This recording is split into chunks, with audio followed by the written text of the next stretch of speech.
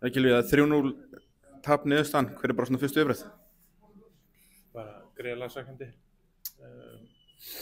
Ég er áttuð bara að skilja held ég, svona heilt yfir. Það er meiri barátta í þeim og díluðu bara við aðstöðunar betur en við og já, bara voru svona erfiðar á counterattackinu og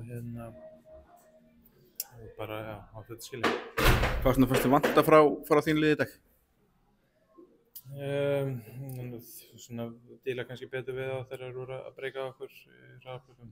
Það var betri kannski að skapa okkur færi eða öðru sinna kannski að reyna að spila okkur í gegnum það. Svona aðstæðunar kannski leyfðu það ekki. Það átti vera kannski meira að dæla boltanum inn í boxið og kannski spila svona á stóru framherjun okkar. Já, það var bara, við sáum það í lokin þegar við vorum að senda boltan fram að það var erfitt fyrir að díla við boltanum í loftinu og kannski átt að vera meiri í því, byrja að fyrra því.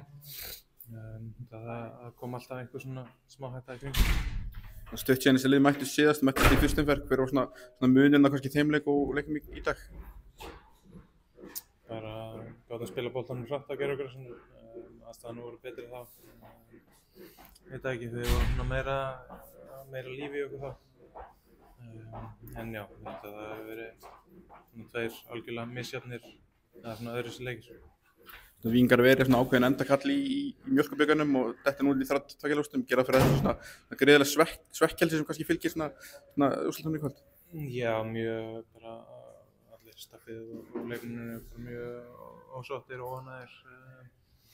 Eina sem við getum gert núna er bara að einbeita okkur að deildinni og byrja á morgun. Þú sjálfur spilaði í fyrsta skipti í Eyjum kannski síðan á Tommamótinu eða? Það hafði ekki verið á þessum velli líka. Bara svona farið inn í næsta leiki, bara svona hverju megum við búast við frá Víkingum? Svona hvað svar vilt þú sjá frá liðinu? Bara meiri orku, meiri líf, meiri sál, gæðin munu koma. Við verðum bara núna að ná okkur og æfa vel fram á næsta leik sem við munum gera og vera bara tilbúin í þann leik og ná í 3 stig. Takk vel.